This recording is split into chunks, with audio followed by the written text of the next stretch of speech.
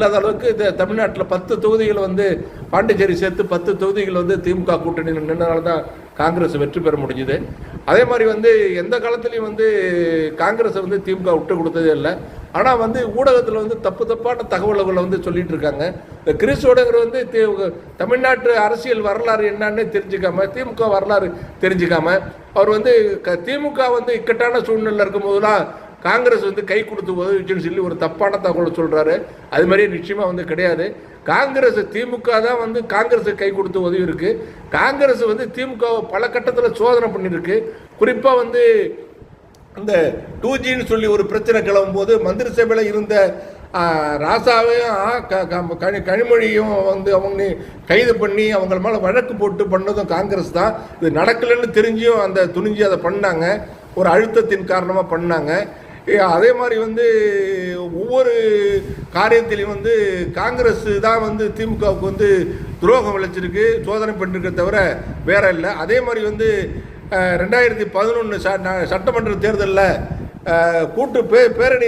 கூட்டணி பேரம் பேசும்போது கூட்டணி பேரம் பேசுறதுக்கு முன்னாடி இது திமுகவை நிர்பந்தப்படுத்தி மேலே வந்து அண்ணா அறிவாலயம் மாடியில் வந்து சிபிஐ வச்சு கலைஞர் குடும்பத்தை சேர்ந்த பெண்களை மிரட்டி அந்த 21 சீட்டு வந்து வாங்கினாங்க.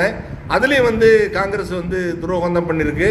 இது மாதிரி வந்து சொல்லி அடுக்கிட்டே போகலாம்.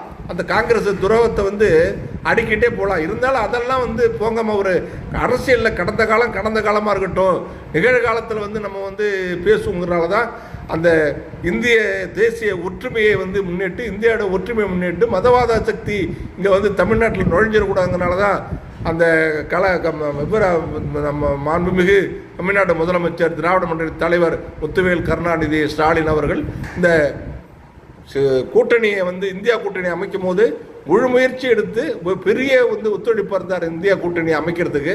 அப்படியாப்பட்ட வந்து ஒரு கூட்டணி கட்சியை இந்த காங்கிரஸ் கட்சின்னு ஒட்டுமொத்தமாக சொல்ல முடியாது.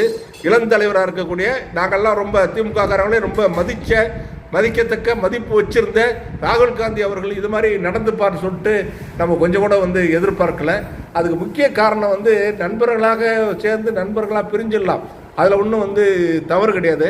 ஆனால் வந்து திமுக வந்து எந்த கட்சி வந்து ஒரு என்னாக ஓட்டு இருக்குன்னு தெரியாது.